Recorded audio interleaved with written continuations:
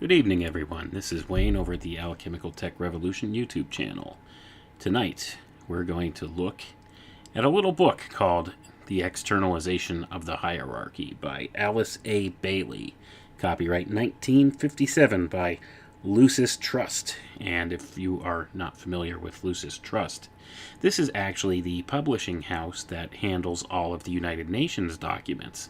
And it's also well established that it's also the primary publisher of books for the Theosophical Society as well. And it's formerly known as Lucifer Trust. So that should give you an indication of what's going on here. Now, to preface this tonight, I just want to make it clear that the views expressed in this book are not necessarily my own, or not necessarily those of any of my associates. And although some things that the author touches on in the book have some truth behind them, you could see what the agenda of the controllers of this world have in mind. You could see what agendas that they're pushing towards and how this all ties together. And as we go on, you'll see exactly what I'm talking about. So we're going to start in section 1 of the book, and this is introductory remarks. And if you're not familiar with the book, this is actually a compilation of different writings of Alice A. Bailey, and a little history on Alice A. Bailey. She was one of the main leaders of the Theosophical Society, one of the proteges of Madame Blavatsky.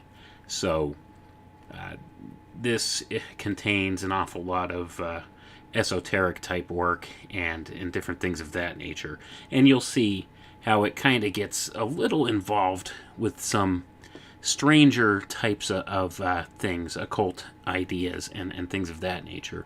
Also, Miss Alice Bailey, her husband Foster Bailey was actually a very highly accredited and ranked Freemason who wrote a lot of different Freemasonic books as well. So these people were very serious about this.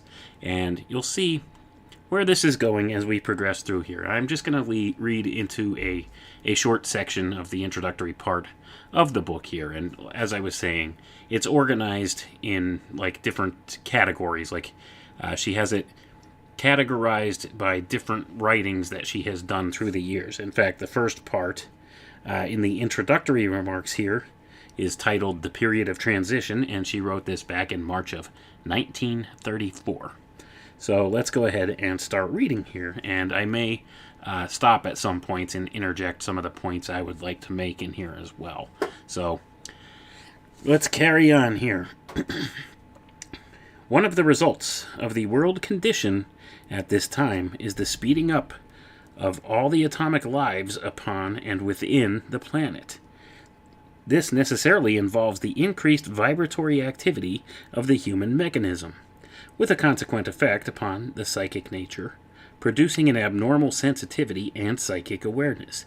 It would be of value here to remember that the condition of humanity at this time is not the result of simply one factor, but of several, all of them being active simultaneously, because this period marks the close of one age and the inauguration of the new.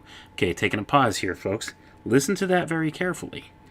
This is the close of one age and the inauguration of the new. And she was talking about this all the way back in 1934. And as we go on here, you'll kind of see how some of these ideas do ring true. And, the period of time that we are going into right now, how this is reflected in some of these writings.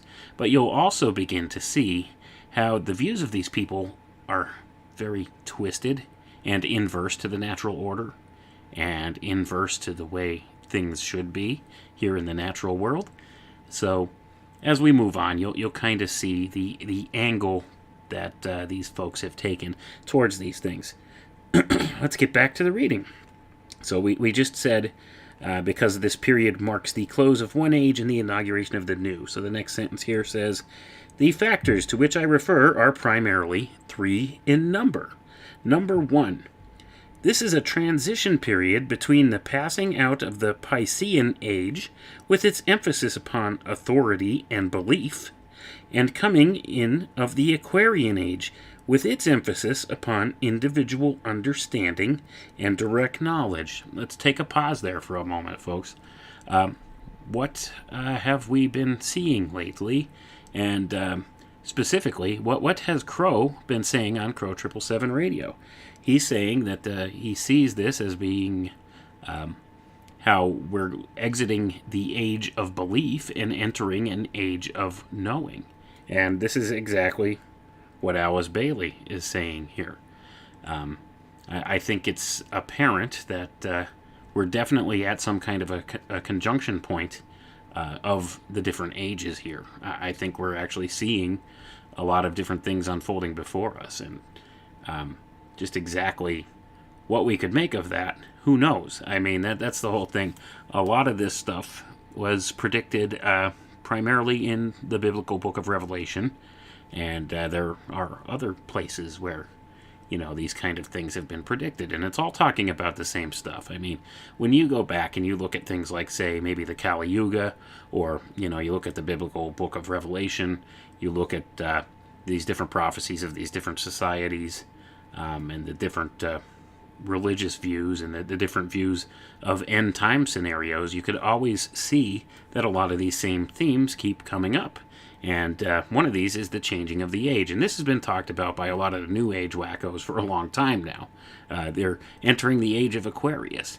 And that's kind of what is really going on. I mean, we're at that critical juncture, and we could actually see it in the sky clock, in the map that is the sky, in the stars above us. We've, depending on who you talk to, some people say that we have entered this age of Aquarius back in 1881, and they give various other dates and things like that.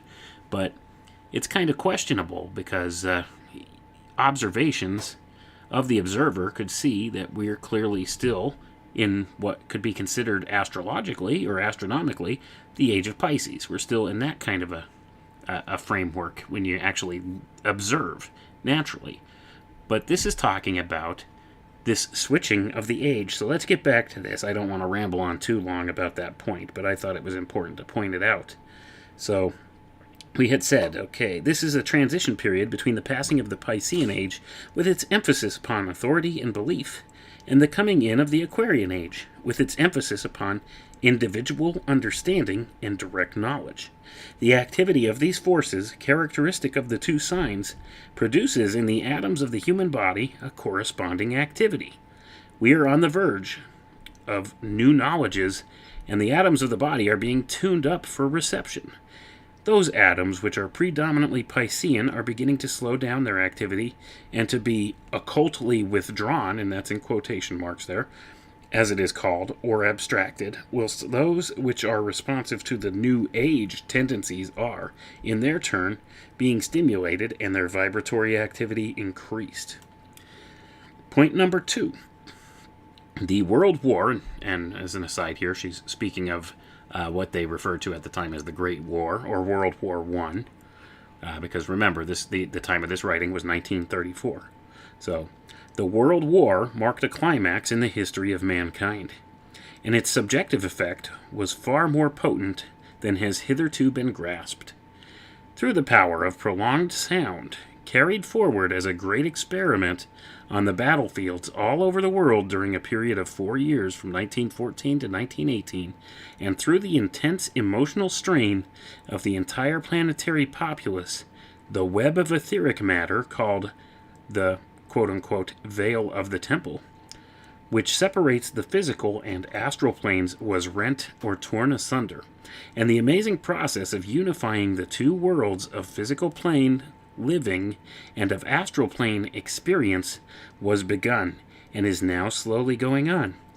It will be obvious, therefore, that this must bring about vast changes and alterations in the human consciousness. I'm going to pause right here and posit the idea. Could this be an actual, a good interpretation of what's really happening? Could this be that so much human misery and suffering caused such a ripple effect throughout the entire world that it actually could have transcended the barriers of the different worlds, per se, the different planes of our reality that we live in? Could it transcend the physical plane and reach into something more spiritual and have possibly rent the veil between the two? I'm wondering, because, like, it seems that we see a lot of phenomena and stuff today that an idea like this could partially explain. I'm speaking, directly here of the Mandela effect, first of all, and of various other things we see going on in the world today, aside from that as well. So you could use your imagination here and understand what this could possibly be talking about, because it's very interesting that she should bring up this point, that the suffering that had happened during the First World War could have this effect in a spiritual plane, perhaps. And that just goes to show that, we don't have a full understanding of where it is we live. And we don't have an understanding of how things here in our physical reality could affect things on a spiritual level, and how this all has a ripple effect through the entire world and through consciousness and through the different realms, per se. So when we look at that, that's an interesting idea, and I thought that was an interesting point to talk about. So let's get back to the reading, though. So it says here, where did we leave off? It will be obvious, therefore, that this must bring about vast changes and alterations in the human consciousness. Whilst it will usher in the age of understanding, of brotherhood, and of illumination, it will also bring about states of reaction and the letting loose of psychic forces which today menace the uncontrolled and ignorant, and warrant the sounding of a note of warning and of caution. A third factor, this is number 3, a third factor is as follows. It has been known for a long time by the mystics of all the world religions and by esoteric students everywhere that certain members of the planetary hierarchy, and that's with a capital H, are approaching closer to the Earth at this time. By this, I want you to infer that the thought or the mental attention of the Christ and of certain of his great disciples, the masters of wisdom, is directed or focused at this time on human affairs, and that some of them are also preparing to break their long silence and may appear later among men. This necessarily has a potent effect, first of all, upon their disciples, and on those who are attuned and synchronized with their minds. And secondly, it should be remembered that the energy which flows through these focal points of the divine will have a dual effect and be destructive as well as constructive, according to the quality of the bodies which react to it. Different types of men respond distinctly to an inflow of energy, and a tremendous psychic stimulation is at this time going on, with results both divinely beneficent and sadly destructive. Okay, I'm going to take a pause there, folks. So, just to put it in context for you, these people, the Theosophists, they believe that certain quote-unquote ascended masters actually could help them to do spiritual works here on earth. And they count Jesus, or who they call the Christ, as one of these quote-unquote ascended masters, okay? And like I said at the outset of this does not necessarily reflect any of my views or opinions or my beliefs. But this is exactly what they believe, and that's the important part. So whether you believe any of this stuff or not, or find any value in it, you must understand that people in positions of power in this world absolutely believe this stuff, and are absolutely working to try to make these things manifest here in our reality. So, with that being said, let's take another look back through at some key points in that paragraph. So, it says that... let me see. Sorry, lost my train of thought there for a second. Okay. It says that By this, I want you to infer the thought or the mental attention of the Christ and certain of his great disciples, the masters of wisdom, is directed or focused at this time on human affairs, and that some of them are also preparing to break their long silence and may later appear among men. And just earlier, it says that these certain members of this planetary hierarchy, as they call it, or these great disciples, these masters of wisdom, are approaching closer to Earth at this time. Okay? Pay very close attention to the wording here that she uses. And that, these ascended masters, these masters of wisdom, are closely attuned to those disciples who are trying to work with them and are synchronizing their minds to them. So this is talking about incursion of spiritual beings from another place. But it's also using the context of, these beings approaching Earth, coming closer to Earth. And that denotes kind of this whole planetary or alien idea. Keep that in mind, folks, because I guarantee you, probably within our lifetimes, there's going to be an announcement that they've discovered alien life somewhere. And this will be a total fabrication, by the way, because this is not exactly what this is talking about. But this is kind of how they will spin this to make it into a kind of a literal representation in our very hyper-materialist society, so that people will have a different idea as to what's coming. So just keep that in mind. So that they're invoking here, Alice Bailey's invoking here the idea of planetary beings, a planetary hierarchy, beings approaching towards the Earth that are going to begin to manifest here very shortly. So this is what she's talking about. And that when these beings or consciousnesses make their presence known, we will go through a divine will, as she calls it, quote unquote, divine will have a dual effect and be destructive as well as constructive, according to the quality of the bodies which react to it. So, clearly, you could see this is invoking the archetype of the destroyer. This would be Lord Shiva in the Indian religions. The one that they have the picture of at the campus of CERN. So you can see how a lot of these different ideas tie together with things that a lot of us in this community are very familiar with. So from there, we could see that she's outlined here that this time will be a time of destruction as well as construction. Because you see, that's kind of how this whole thing works. It's the principle of the phoenix. It's what this archetype is. It's the destruction and rebirth. Death and rebirth. That's what these people believe. That's what they're all about. This is why they call themselves the philosophers of fire. Okay? This is the phoenix idea. Everything it goes through this death and rebirth process. Okay? And it's oftentimes attributable to the concept of fire. Fire being, what they would consider a divine element. And this is why they let's make no bones about it, they burn their enemies. That's what happened at Waco. Okay? This is the kind of stuff that they do. That's their calling card. These people who want to have total absolute control here, and make no bones about it, their ultimate goal is to become God here.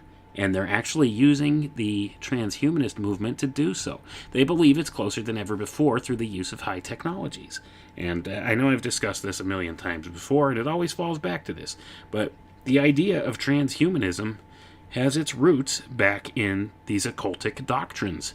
And that's what this is all about. I mean, so we could see here where we see a lot of these crossovers and these different ideas. So they're talking about a cycle of destruction. Okay, this old age is going to go out with fire, and where have we seen that before? Well, of course, we've seen that described in the Bible. where when God makes the promise to man that he'll never flood the world again, but the next time it will be destroyed with fire. Well, these are the philosophers of fire, and they're working to bring that about. So whether you believe that to be true or not, make no bones about it, these people definitely do, and that's what they're going to do. So is this literal fire, or is it symbolic fire that they're going to use to destroy and rebuild the world? I don't know. I don't have all the answers. I'm just telling you just the things that I see in here, and from years and years and years of researching these occult topics, the different understanding that I've garnered from reading these things and from looking at different sources. But anyway, back to the reading. Let's get back where we left off. It might be added also that certain astrological relationships between the constellations are releasing new types of force, which are playing through our solar system and onto our planet, and thereby making possible developments hitherto frustrated in expression, and bringing about the demonstration of latent powers and the manifestation of new knowledges. All this must be carefully borne in mind by the worker in the field of human affairs if the present crisis is to be rightly appreciated and its splendid opportunities rightly employed. I have felt it wise to write a few words concerning the condition to be found in the world today, especially in connection with esoteric, occult, and mystical groups and the spiritualistic movement. Okay, once again, I'm going to pause here, folks, and just highlight the idea, the manifestation of new knowledges, okay? Here you go. This is technology. This is the technology angle. This is the whole transhumanist angle, the merging of man with machine to become the next step in human evolution. This stuff is way older than most people believe. The idea of technocracy goes way back. They just thought of it in kind of more what you would call quote-unquote magical terms going back years ago. But if you just take these ideas and put the technological parlance on them, use the technological terms or the scientific terms, it's the same thing. And that's what they're aiming for. See, they're bringing this stuff about very covertly, and they understand how to use different occult principles to do this stuff as well.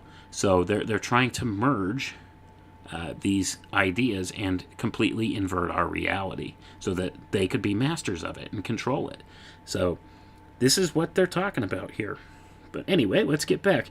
Now, we left off, Alice Bailey had said here that she also felt it wise to write a few words concerning the condition to be found in the world today, especially in connection with esoteric, occult, and mystical groups and the spiritualistic movement. So, let's get back to it.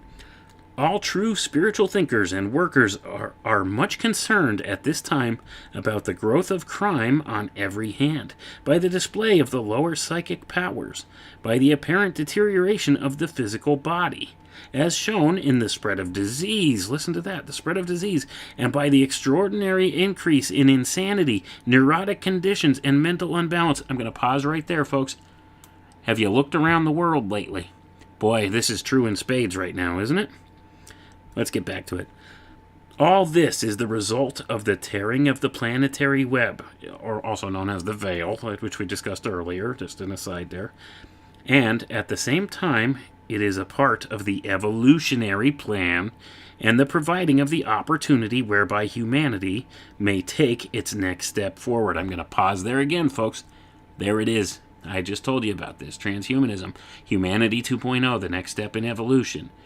Just replace the mystical connotations or the esoteric language, the occult language, the occult ideas, the magical ideas, the things that they taught us or tried to teach us were nonsense and fairy tales and all of that stuff. They taught you this was all gobbledygook and nonsense, okay? There's real power behind a lot of these occult principles, and they're using the technology to achieve this now. So let's get back to it here, okay? So like we just said, part of the evolutionary plan and the providing of the opportunity whereby humanity may take its next step forward.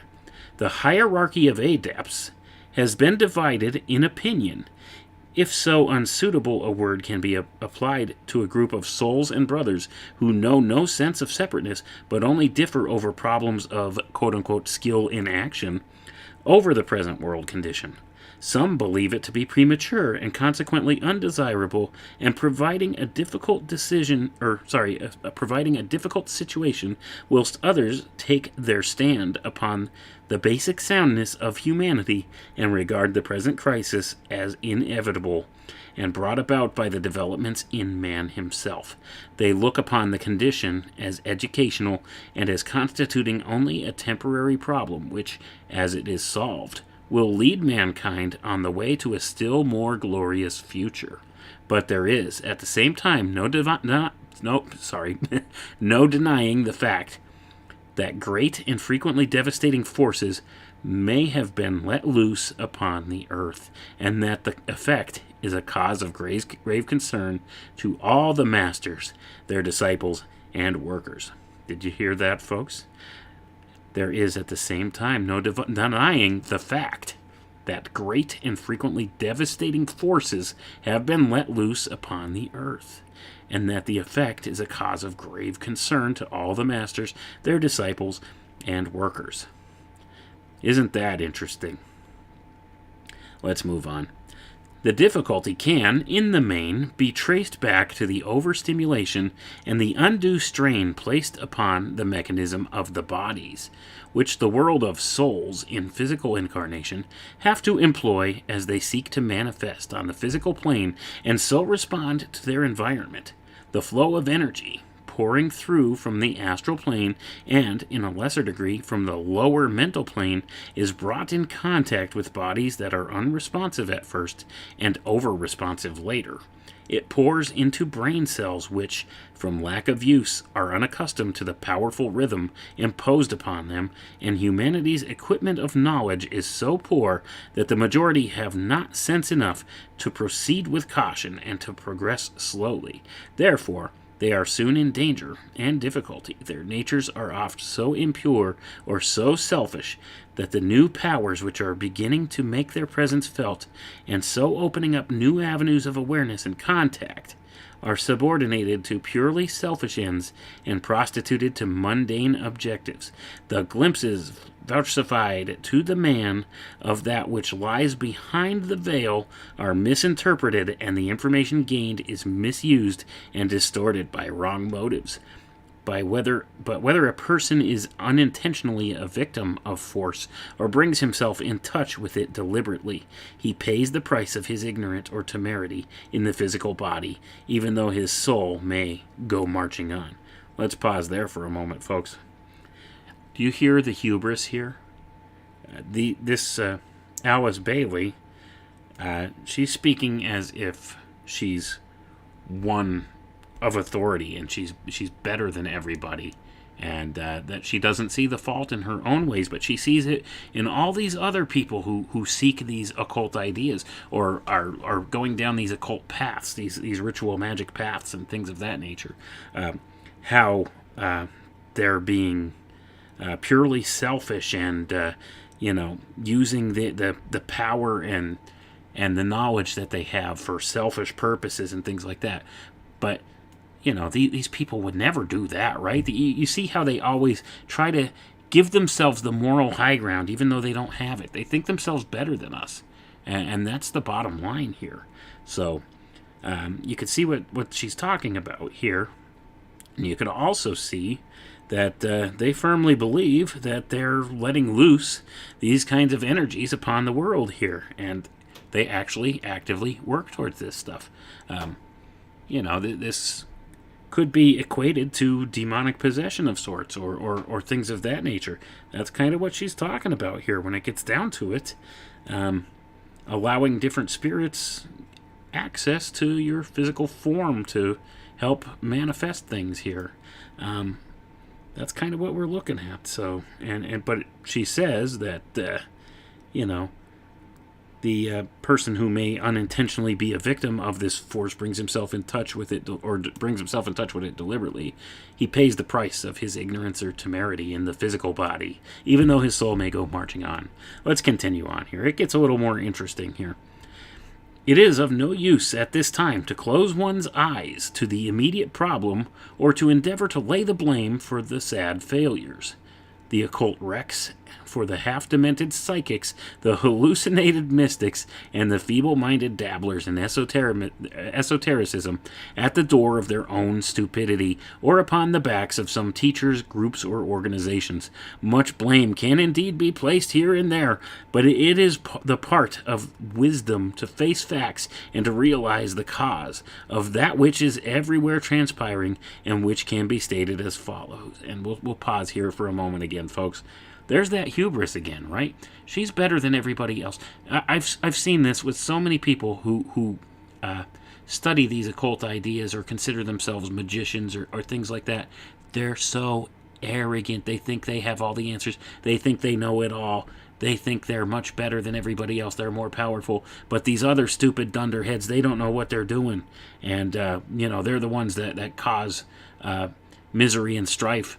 And they don't... these arrogant people like this, they don't see the fault in their ways. They think that they're just it. And this is the whole mentality of the transhumanist movement. These are the people at the top of the transhumanist movement. They believe themselves better than the masses, or the fumbling scientists that are bringing about the technologies to do this. They see themselves as being superior, and that's kind of the attitude and the spirit, the spiritual undertone that goes along with this stuff. But let's read on, okay? Like I said, you could take some of these things, take the occult or the quote-unquote magical or whatever principles you want to call this here, and replace them with scientific terms, and it's the same thing. And I'm telling you, it's the same thing. It's just different language, okay? It's just different language propping it up. That's all that it is. That's the only difference from that time to this time. And, that's kind of where it's at. So let's continue on. The cause of growth of the lower psychism and of the increasing sensitivity of humanity at this time is the sudden inflow of a new form of astral energy through the rent veil which has, until a short while ago, safeguarded the many. Add to this the inadequacy of the mass of human vehicles to meet the newly imposed strain, and some idea of the problem can be grasped. I'll pause right there. Is this an allusion to the quote-unquote problem of overpopulation? I think it is, folks. Well, what do you know? It's always the same thing. It's same pig, just different lipstick on it. Okay? Let's make it perfectly clear. There's the eugenics idea again. Okay, let's get back to it. Let it not be forgotten, however, that there is another side to the picture. The inflow of this energy has brought many hundreds of people into a new and deeper spiritual realization. It has opened a door through which many will pass before long and take their second initiation. Listen to that, second initiation. And it has let a flood of light into the world, a light which will go on increasing for the next 30 years, bringing assurance of immortality and a fresh revelation of the divine potencies in the human being. Thus is the new age dawning. Access to levels of inspiration hitherto untouched has been facilitated. The stimulation of the higher faculties, and this on a large scale, is now possible, and the coordination of the personality with the soul and the right use of energy can go forward with renewed understanding and enterprise. Ever the race is to the strong, and always the many are called and the few chosen. This is the occult law. Okay, gonna pause right there, folks. You hear that? This is the new age dawning. There it is. This is what this has been about the whole time. This is where we're going right now. This is all these things that all of these occultists for many hundreds of years now have been talking about. And, I would say only hundreds of years. Some people would argue going back thousands of years. But Theosophy came about around the mid-1800s, and that's where most of these ideas and things come from, is the Theosophy movement, which kind of encapsulates different other secret society groups and things like that. Things like, the Golden Dawn and the OTO and different organizations like that. They all have their bearings together in this theosophical movement. Before that, yeah, there were different secret society groups and stuff like that, but Madame Blavatsky was had a big hand in bringing a lot of these different scattered occult ideas together into one place, and that would be the Theosophical Society. So a lot of these different groups are kind of sub-branches of that, or they have different members that interchange between these different groups, like the Theosophical Society and these different secret societies and things like that. They also have always had a close working relationship with the Freemasons, and in fact the Theosophical Society, or Theosophy, is also known as quote-unquote co-Masonry. So that's an interesting crossover for people to understand. A lot of these occult secret societies, they all have the same interchanging memberships at different levels. When you get to the higher levels of these secret society groups, something beyond the Blue Lodge, as it's known here, for the Freemasons, if you get beyond that, there's different occult fraternities and different levels that have different functions, and they all kind of interchange. And this is kind of what we collectively would call the quote-unquote Illuminati. That's where that idea really comes from. All these different secret societies at the topmost levels, they all interconnect. And that's the thing people need to understand, too. So there's central planning that goes on with a lot of this stuff. And Theosophy has kind of made a lot of things apparent. It brings it all to one place. And the Theosophical Society also has a close working relationship with the United Nations, folks. Isn't that interesting? So, anyway, let's get back to the reading here. I don't want to get off on too many different tangents, but we just left off here with where Alice Bailey says, "This is the occult law." Okay, whether that's true or not, that's disputable. But anyway, back to it. We are now in a period of tremendous spiritual potency and of opportunity to all upon the probationary path and the path of discipleship. It is the hour wherein a clarion call goes forth to man to be of good cheer and of good will, for deliverance is on the way. But it is also the hour of danger and of menace for the unwary and the unready, for the ambitious, the ignorant, and for those who selfishly seek the way, and the way is capitalized, by the way, and who refuse to tread the path of service with pure motive, lest the widespread upheaval and consequent disaster to so many should seem to you unfair. Let me remind you that this one life is but a second of time in the larger and wider existence of the soul, and that those who fail and are disrupted by the impact of the powerful forces now flooding our earth will nevertheless have their vibration stepped up to better things along with the mass of those who achieve, even if their physical vehicles are destroyed in the process. The destruction of the body is not the worst disaster that can overcome a man. Let's pause right there. What does that tell you, folks? If their physical vehicles are destroyed in the process, they're going to achieve better things. See, that's the thing. These people are so hubristic. They think that by destroying you or culling the population, that they're doing them a favor. That is their honest belief and how they honestly feel. They think they're doing something good by destroying humanity. Think about that for a minute. That is the twisted mindset here. They think if you can't make the evolutionary jump, then they're doing you a favor by destroying you, because you don't belong in their new age. You won't make it in their new age. See? That's the mindset here. That's the spirit behind this. The destruction of the body is not the worst disaster that can overcome a man. And although that's a true statement, in my view, is that really how we should proceed here? I don't think so. That doesn't sound like something that a quote-unquote a good disciple or something would really kind of endorse here. Anyway, let's continue on here. She says here, let's continue. It is not my purpose to cover the whole ground possible in relation to the situation in the field of psychism caused by the inflow of astral energy at this time. I seek to confine myself to the effect of this inflow on aspirants and sensitives. These two words, aspirants and sensitives, are employed by me in this article to distinguish the awakened seeker after control and mastery from the lower type of psychic who is controlled and mastered. See, let's take a pause there again.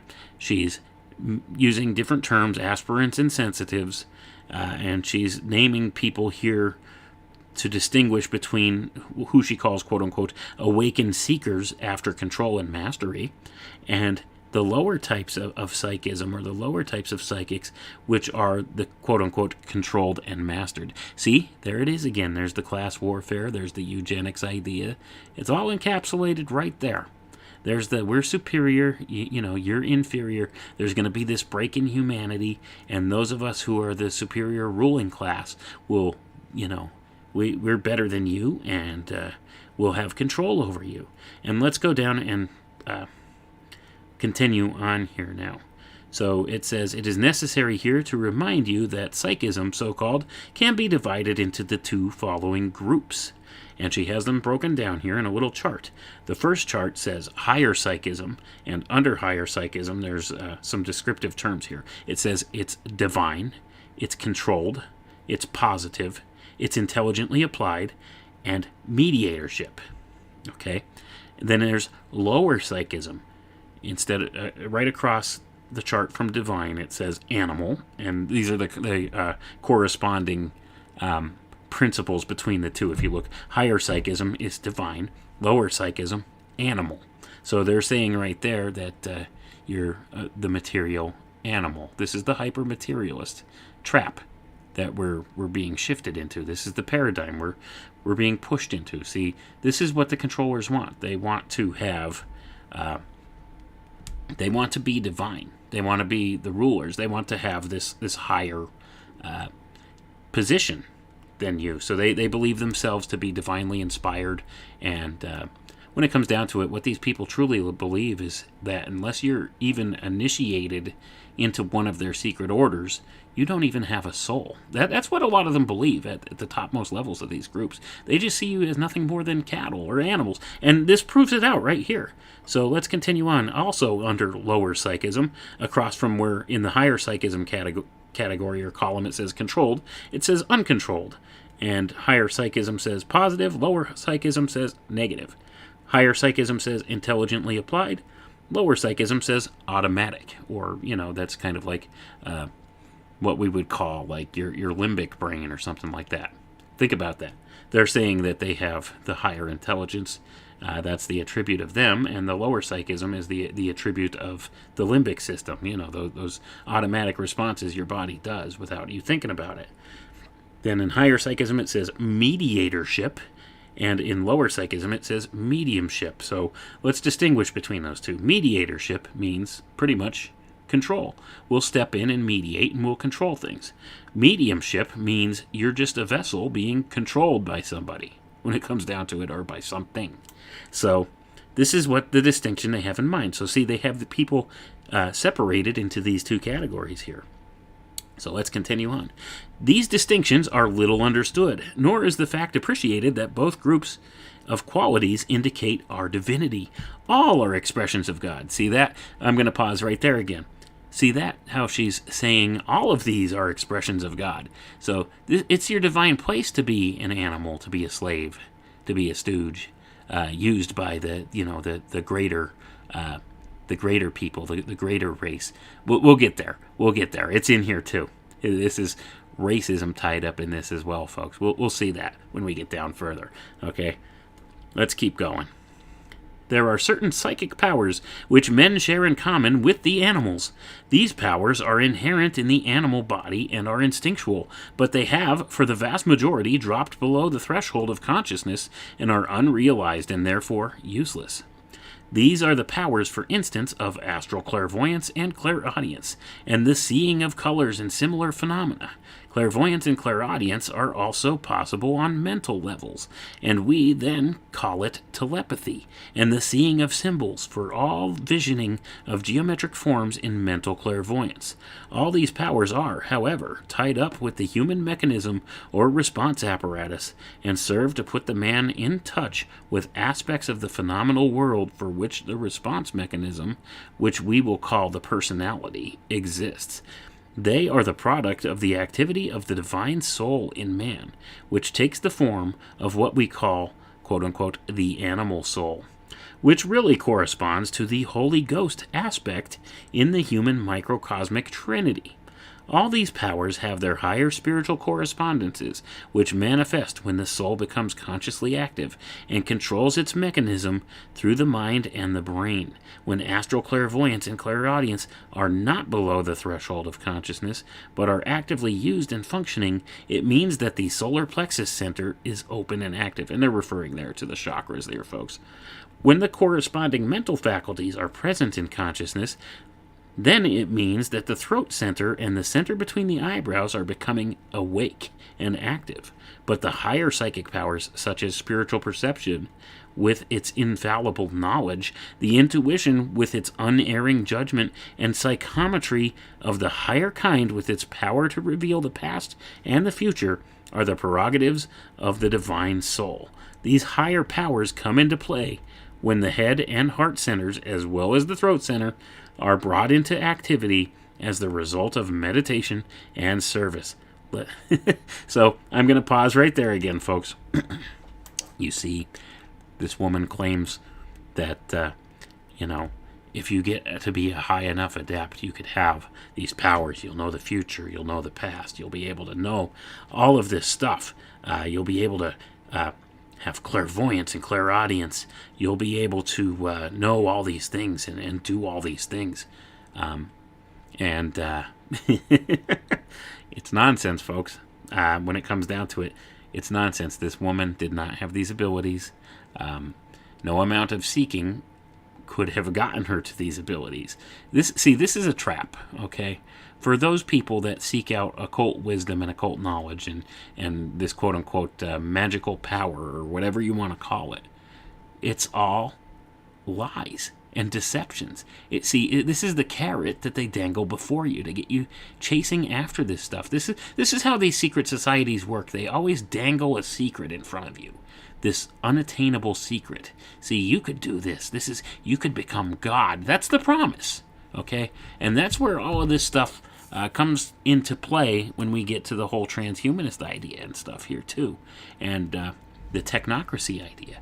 They dangle these carrots in front of people, always seeking after this one greater secret. The biggest secret at the top of the orders, folks, okay, is that there is no secret.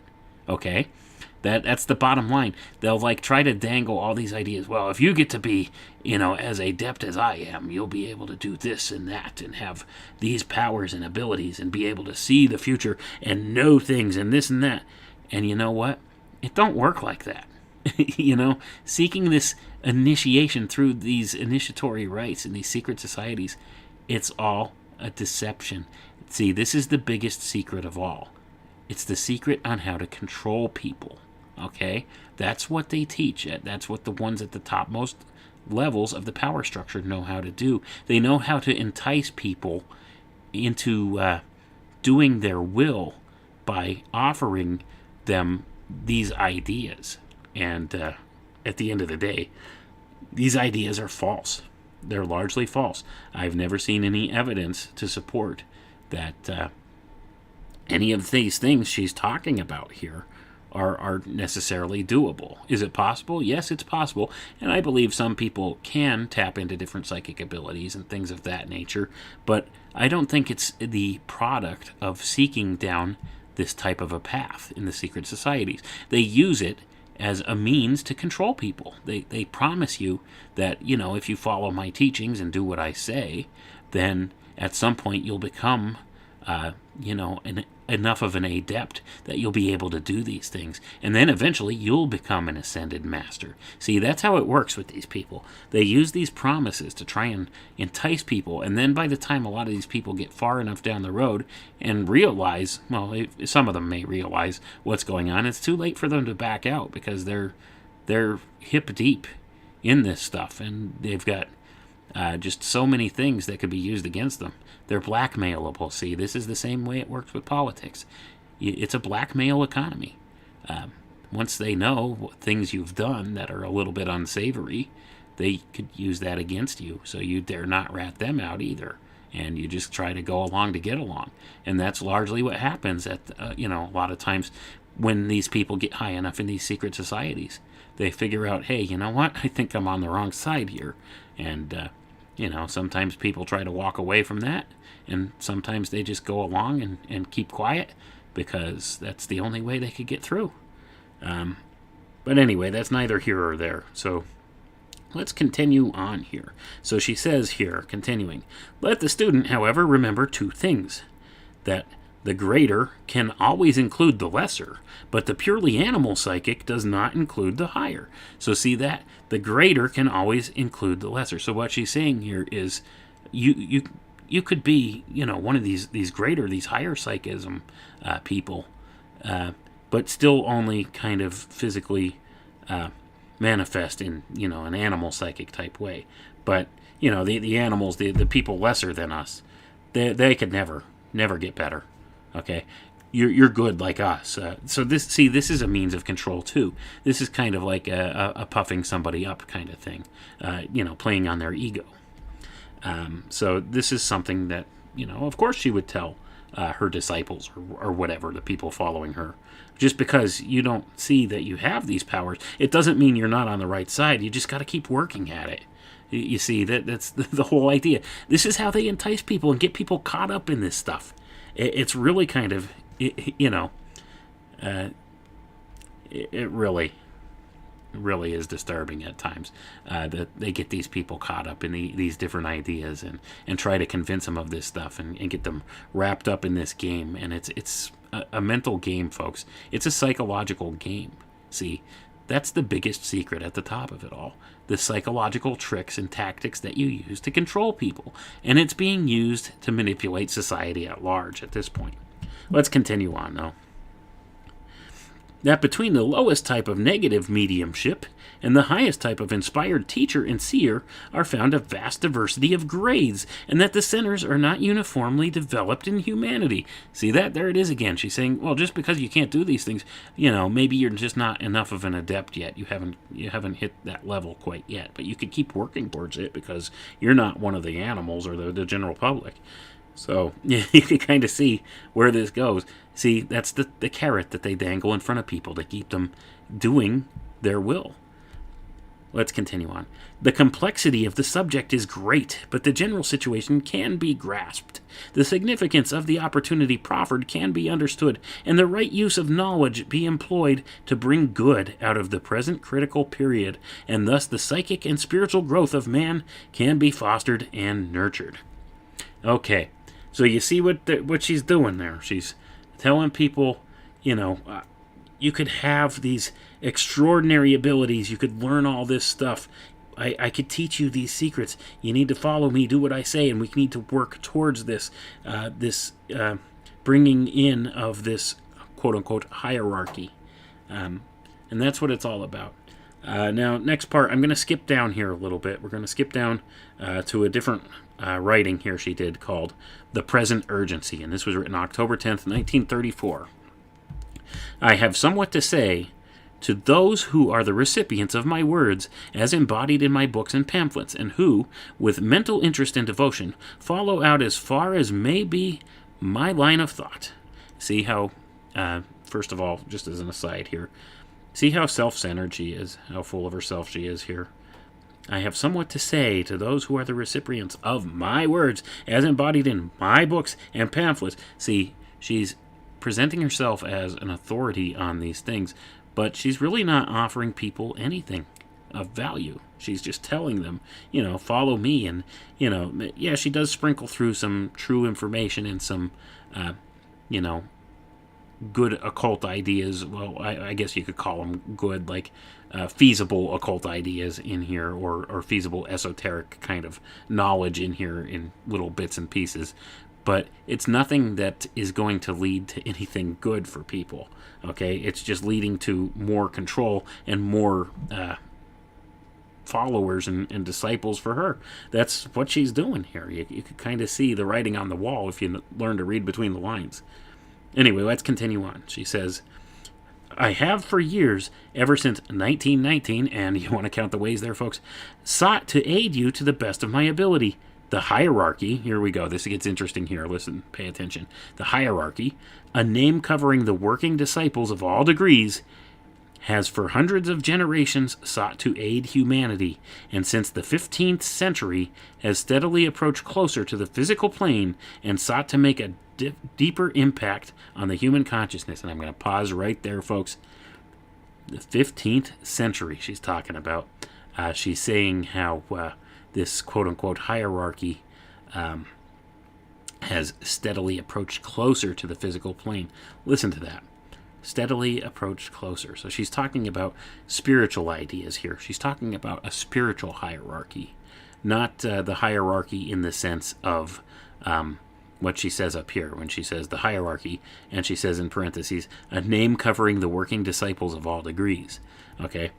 She's talking about spiritual beings on the other side of the veil, as well as people here trying to bring those spiritual beings here. Okay? So, this is what we're talking about. And you could see, if you have, if you know how to read between the lines properly, and you could look at our technology situation and apply the same kind of precepts here from a technological angle, and I've talked about this in my books and such, where through the use of this transhumanist movement and the merging of man with machine, you create a vessel that is not natural and doesn't belong here in our natural reality. So this could potentially be a gateway for a spiritual being from, say, the other side of the veil somewhere, or from some other place that doesn't belong here to manifest physically in this world. So, when you try to tie these ideas together, you tie these occult or, esoteric or quote-unquote magical ideas together with the modern parlance of our technology, and you could actually see the parallels. And, they talk about this. You could see, Geordie Rose talked about this would be with the quantum computers and stuff, and with the advent of artificial intelligence, how this is kind of like, quote-unquote, summoning the demon. He said this. Geordie Rose, he was the chief operating officer of D-Wave Quantum Computing, and he's run, several other different businesses and things too. So this guy, he's a serious scientist. He talks about these different kinds of spiritual aspects to the use of these technologies. So it's not just me putting together the idea of these occult ideas being used in a technological means. There's other people, and these people are serious scientists and stuff, who kind of have the same kind of thing. Aren't they always talking about CERN, about possibly, getting communication with an alternate universe or something like that? This is the same kind of idea. You see, all you have to do is take out the occult parlance and put a technological parlance on it. It's the same stuff. Okay? This stuff has been going on for a long time, and this is kind of what they're working towards. They're just putting different lipstick on the pig, folks. That's what I keep saying. It's all the same stuff. It's the same thing we see over and over. It's just a shiny new veneer on it. That's all. Anyway, so let's get back to the reading here. So she says here, for hundreds of generations sought to aid humanity, and since the 15th century has steadily approached closer to the physical plane and sought to make a deeper impact on the human consciousness. This has resulted in a recognition which has in it, at this time, the seeds of world salvation. Gonna pause right there, folks. World salvation, huh?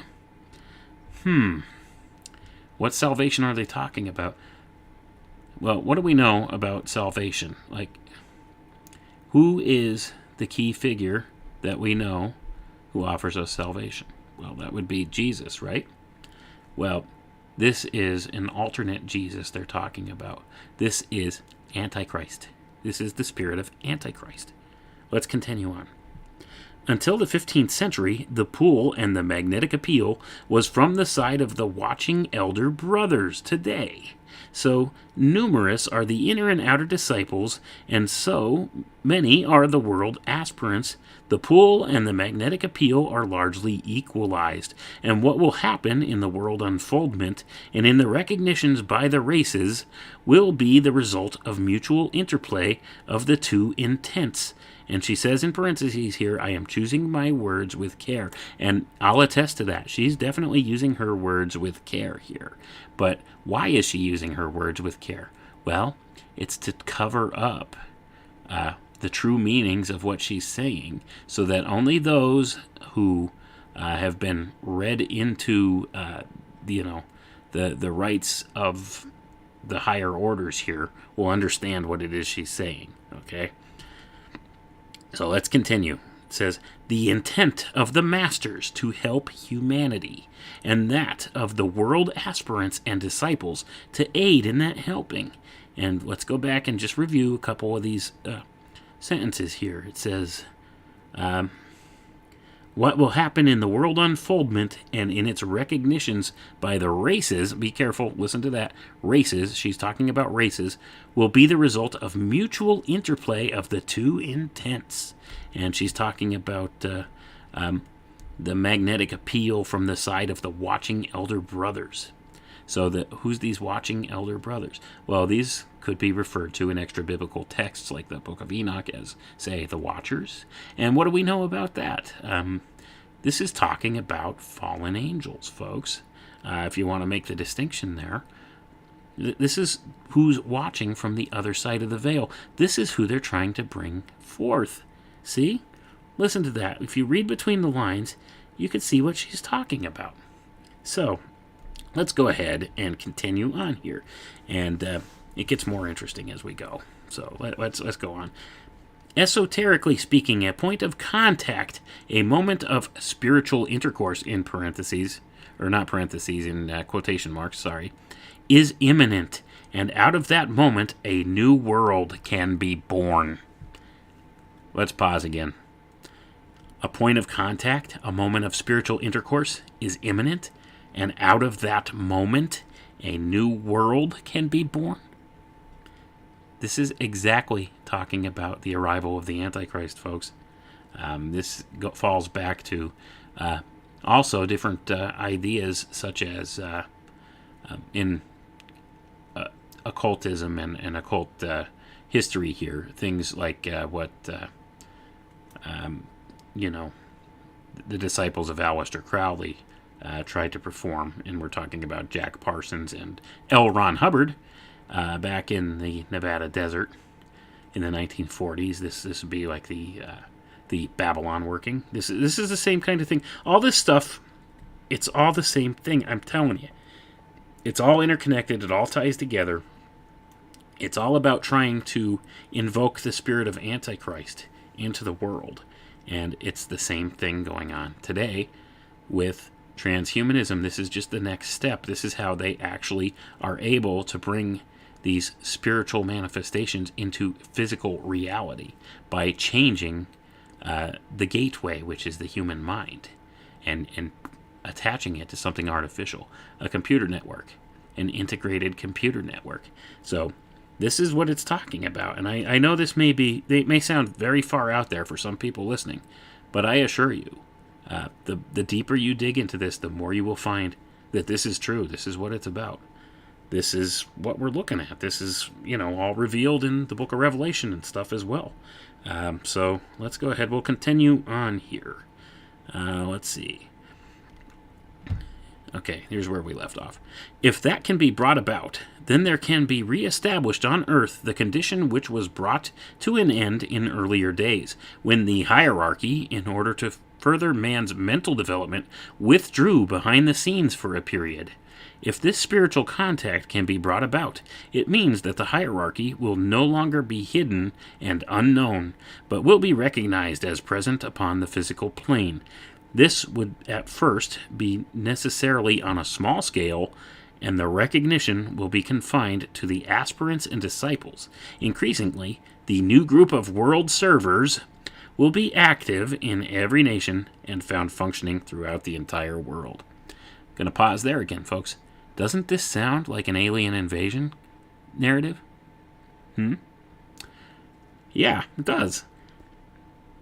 Keep that in mind as we move forward here. Anyway, so let's get back to what Alice Bailey says here.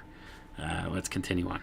The two thoughts which I seek to impress upon your minds are, first, the reestablishing of this closer relation, and secondly, the work of a practical kind that each of you can do to bring about this general recognition.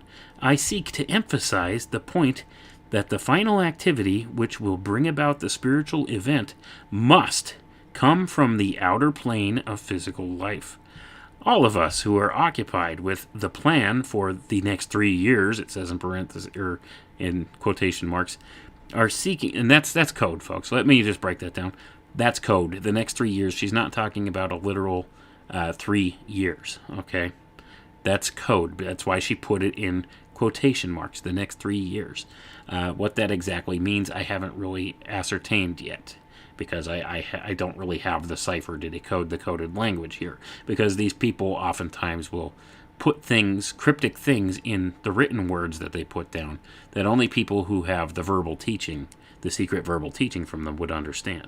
So I'm not sure what this time frame she's talking about is, but it says, anyway, back to the reading. All of us who are occupied with the plan, and that's a capital P for the word plan, for the next 3 years, in quotation marks, are seeking earnestly for those who can help us and to whom appeal can be made for the putting forth of the final last effort which will bring the desired and anticipated result. I would preface what I have to say with the reminder that I only make a suggestion, and that not that I say carries with it the slightest weight of authority, and also that I am aware of the frequent futility of such appeals for cooperation. So see, here's another aside here. So Alice Bailey is distancing herself by saying, I only make a suggestion, okay, about this. So, and, saying that what she says doesn't carry the slightest weight of authority, even though she, presents herself as an authority figure in this movement. And she's actually, that's more coded language. What she's telling you is, this is the plan. This is what we're doing. I am an authority, and you should do exactly what I'm telling you here. But they have to always put in the plausible deniability part. I never said that. I didn't tell people to do that. So that she could kind of distance herself from anybody who does something unsavory to bring about this change they want in the world. She could take a step back and say, oh, that's not, anything I said to them.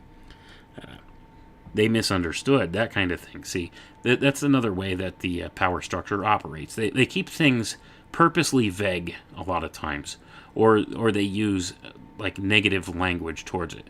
You'll notice that in a lot of different policy papers and think tank papers that they put out too. How they always talk about for the good of society, and they talk about morality issues and things like that, and how they won't approach things in something that would be an unmoral way and that kind of thing.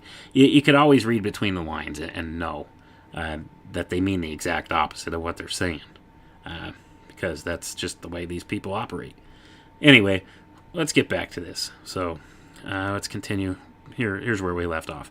The history of the world The history of the world of thought evidences the fact that men are oft thrilled and enlightened and aided by ideas and by the promise of a developing future, but that when their aid is sought in the materializing of the idea, then their hope and interest fade out on the mental plane, or, if it reaches the world of emotion and of strong desire, The sacrifice required to bring the hope to birth on the physical plane is lacking or too feeble to produce the longed-for result. Pausing again there. See, the sacrifice required to bring the hope to birth on the physical plane is lacking or too feeble to produce the longed-for result. So, once again, there she's making an allusion to sacrifice as being an essential part of bringing something into materialization, something worthwhile into materialization. Interesting, isn't it? How when you read between the lines, you could kind of see these different intentions built into the words here that she's talking about. And, in the very same paragraph where she's talking about, people being enlightened and aided by ideas of promise of a developing future. And, at the same token saying, but they never seem to manifest it because they haven't sacrificed enough to get it. See, that's kind of the underlying meaning there.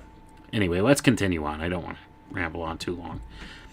What I have to say, as a result of the urgency upon me to bring about a more intensive cooperation upon the part of those who read with interest the pamphlet The Next 3 Years, a treatise on white magic, a treatise on the 7 rays, carries not the smallest fraction of authority. Okay, gonna pause there again, folks. See, she's telling people, hey, you know what? You'll understand this better if you read more of my work and follow me, but I don't have authority. See how she, steps away from the ideas presented there, even though she's the one that presented them.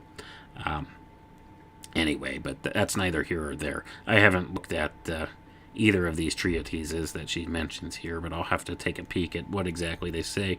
I probably won't be surprised by what I find, but anyway, let's get back to the reading here, because we're going to get to the interesting part here very soon.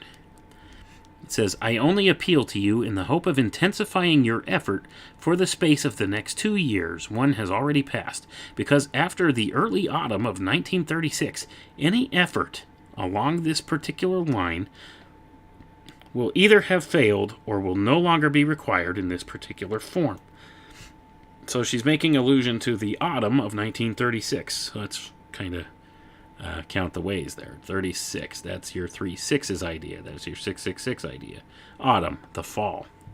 Always using these alchemical ideas and archetypes, the numerology and everything. This is coded language, once again. Anyway, we won't dwell on that because I've gone off on enough tangents here. Continuing on. My sole responsibility is to put the opportunity before the world aspirants, to point out to them the inherent possibilities of this particular situation, to indicate lines of helpful activity, and then, having so done, to withdraw the power of my mind and thought, and so leave each aspirant free to come to his own decisions. Okay, gonna pause again there. I know I go off on a lot of tangents here, but I think it's important that you understand what she's saying. So she's saying, okay, she's like the prophetess or whatever. She's the all-important one. She's just giving people this information and these ideas so that they could act on it how they see fit to bring about what she wants. But, that's not her responsibility. Her sole responsibility is to present them with this. And then, they go and do what she pretty much manipulates them into doing. But she didn't do it, so, she's got plausible deniability for things. Anyway, let's continue on. The pamphlet, The Next 3 Years, is going forth today upon its mission. Its objective is to educate public opinion. It carries both inspiration and the power to produce cleavages in the life. Cleavages which will produce new activities and the cessation of old attitudes of mind. A possible happening is indicated, the formation upon the physical plane of that group of aspirants and disciples which, given time and opportunity, can salvage a distressed world and bring light and understanding to humanity. As to this, I need say no more. And I'll pause once again there. Okay, so she's talking about this pamphlet she wrote called The Next 3 Years again. And this, I think, is what she may have been alluding to earlier. Still, once again, it's coded talk. It's not talking about a literal 3 years, I guarantee you. It may be, it may say it in the actual physical writing itself, but there's something else inferred there that only people who got the verbal education within the certain secret societies would understand. So this is talking about much more than that, but it's talking about the producing cleavages which will produce new activities and the cessation of old attitudes of mind. Don't we see that going on in society right now? Boy, we have all kinds of new activities, don't we? We put masks on our face. We stand 6 feet apart from each other. We only talk to each other on the internet. We don't actually get to physically go inside restaurants and sit down and act like normal human beings. Those are old attitudes of mind, you see. Having, fellowship with your fellow man.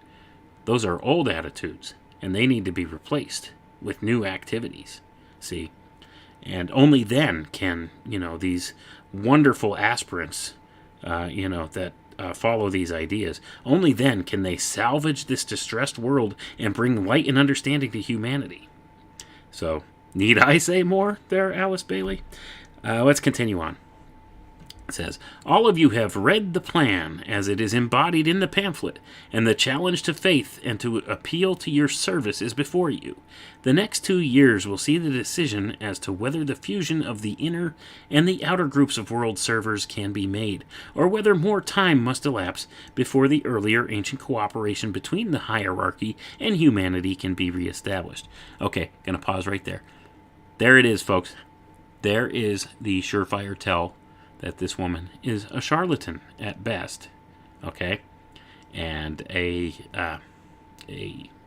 don't know what you could call it, somebody very wicked at worst, okay, because what she's doing there is she's saying, okay, these next 2 years you'll see the decision as to whether we will be able to bring about the merging of the hierarchy with humanity, or not, or it might not happen just yet. See, she's playing the part of the prophetess or the prophet, saying that this is going to come to fruition in the next 2 years, but if it doesn't, it's only because you guys weren't good enough yet.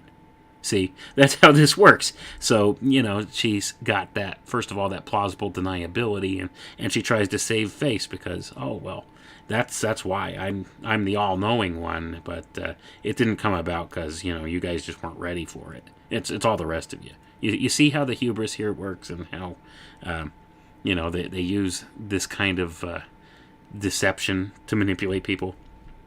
Okay, well, let's get back to it. I speak with love and almost anxiety, and with a wider knowledge of the present urgency that you can possibly have.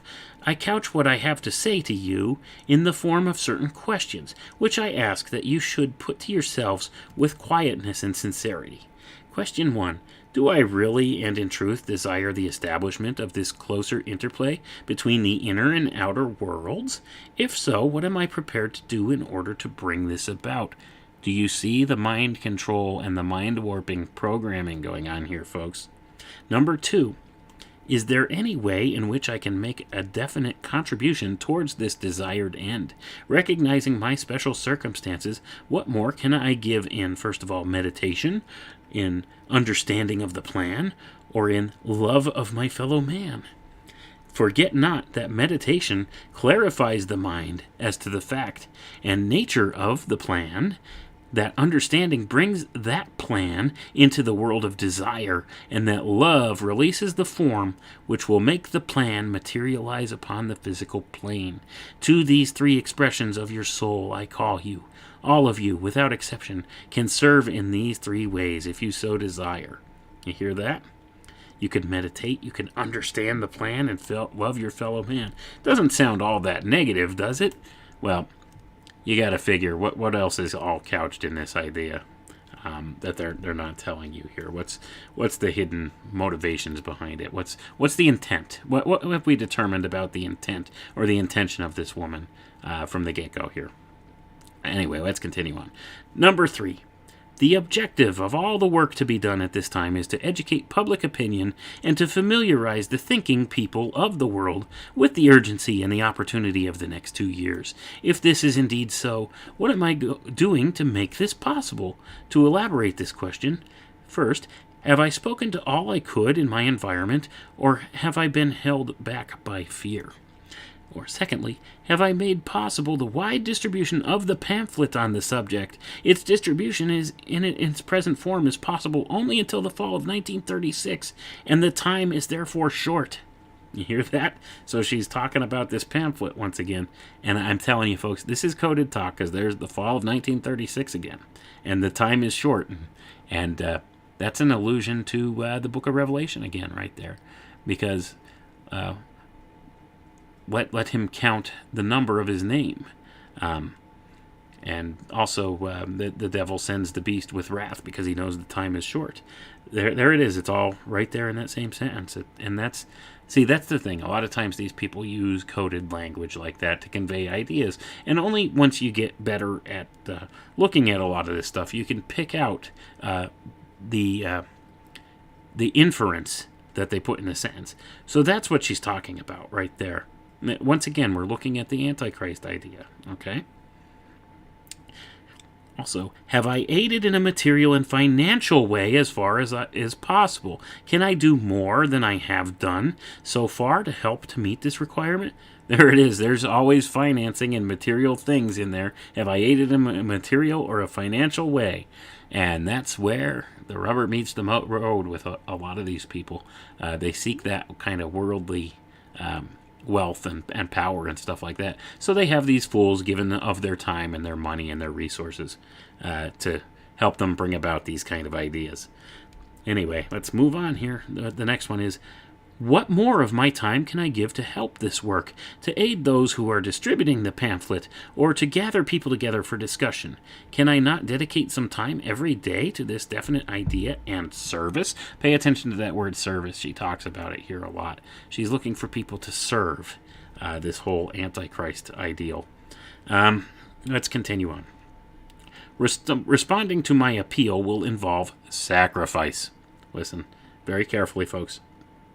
Responding to my appeal will involve sacrifice, but all who grasp the plan are today spending themselves in the effort to lift humanity up to another rung of the ladder and into greater light. Their hands need strengthening, their work needs helping, and there is not one of you who cannot do more than you are doing, through the aid of meditation, money, and thought, to salvage the world, to educate public opinion, and so bring in the new day. And those are in capital letters. What do you think about that? I think we're going to just end this right there. There's an awful lot more in this document that's very telling. And you could know the fruits of a actually the nature of a tree by its fruits. And the fruits of theosophy are confusion and destruction and manipulation. Okay, and we can see this through their one of their organizations that they work through a lot, the United Nations, which also has a relationship to the World Health Organization, the World Economic Forum, and all the various other things. These ideas are all interlaced through all of these quote-unquote one world government type groups, because that's the plan, folks. You see, at the top of the power structure here, and all of these dark occultists that run things, the ultimate plan is universal communism. That's it in a nutshell. They'll call it something different. They call it collectivism, okay, or democratic socialism. They use many different names for this, and make no mistake about it, okay? Occultism and government are deeply tied together, and their ultimate plan is to bring about this communist ideal, or this communitarian ideal, however you want to call it, through the use of technology, and this is called technocracy. And it's coming, folks. They're setting up the control grid as we speak.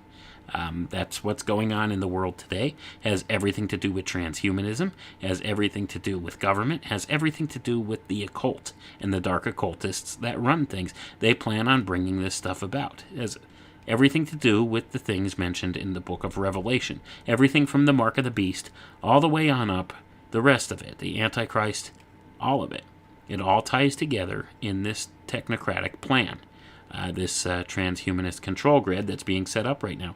This is, in the view of the controllers of this world, these dark occultists and these technocrats of inversion, these ones that seek to invert the natural order and totally control the earth, this is their fulfillment of their quote-unquote great work, or the Philosopher's Stone.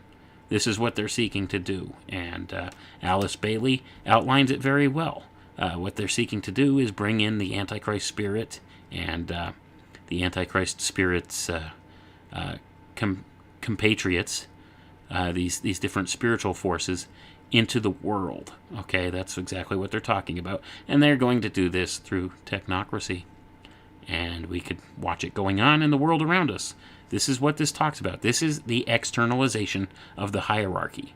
The hierarchy will come into public view very soon. How this will look, who could say for sure?